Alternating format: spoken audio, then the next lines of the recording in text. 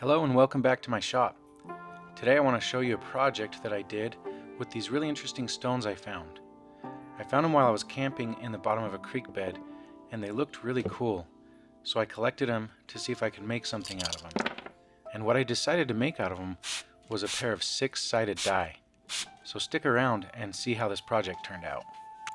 For this project you will need eye protection, hearing protection, a respirator, as this is going to be very dusty, some calipers, and you'll need an angle grinder with a diamond plated cutting wheel. This is meant for cutting tile, and I got it at Home Depot.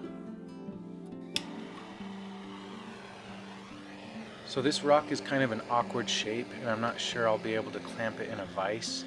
So I'm trying something here. I'm melting some hot glue and just melting it right onto my workbench, and then I'm sticking the rock directly to it. And this should give it a secure enough hold for me to use an angle grinder without it flying around. And it seemed to work pretty well. So I'm just trying to cut some flat surfaces to begin. And then I'm just going to cut another straight line to make a parallel surface, so that I can have something that I can cut the dice out of. And then it's just a lot of cutting to square things off and get the material down to the size that I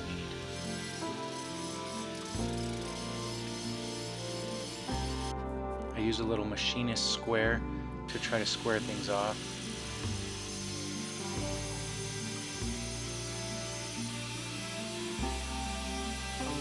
Finally, I get it down to the size of a couple of little cubes. Grinding those stones created a lot of dust, so I opened the garage door to my shop and used compressed air to blow the dust away.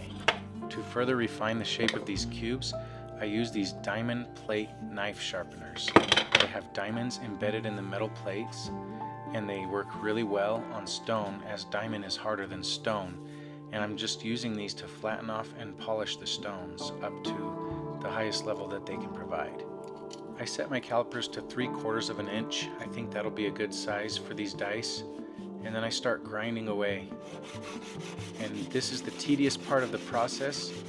This will take the most time and your arm will get tired, but it's still a fun project.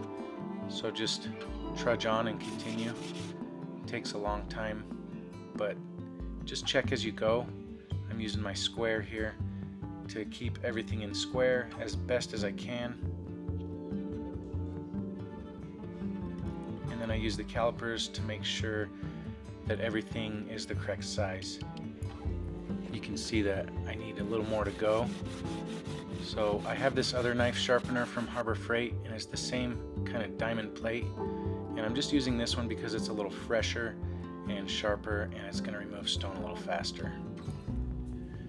So once the cubes are where I want them to be, I use the diamond plates to knock off all the sharp corners.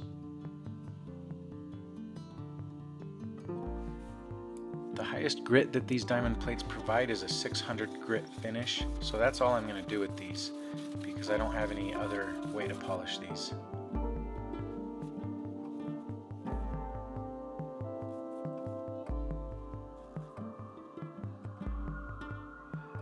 So they're looking pretty good, and I decide to take them to the diamond plate and swirl them around. I think that'll just give it a better finish.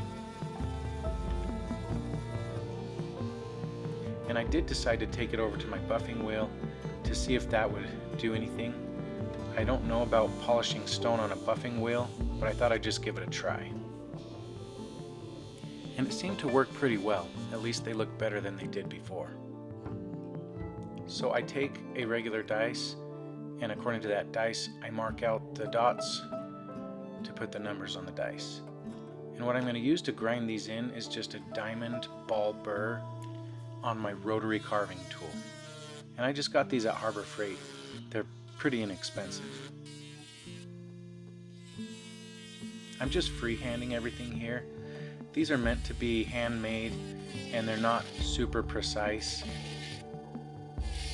They're not perfect by any means, but I do like the way they came out. I know you could do this better with different equipment, but this is what I had on hand and I wanted to give it a try. Let me know what you think.